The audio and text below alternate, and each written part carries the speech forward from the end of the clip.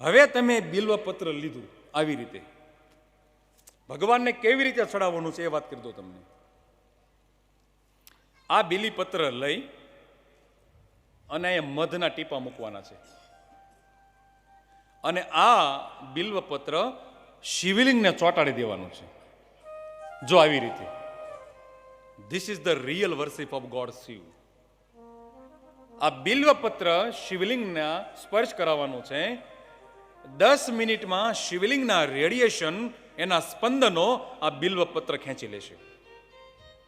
અને પછી જે આ બિલ્વપત્ર છે એ બિલ્વપત્રને તમારે તમારી છાતીમાં મૂકી દેવાનું છે. આમ આવી રીતે રાખી દેવાનું છે.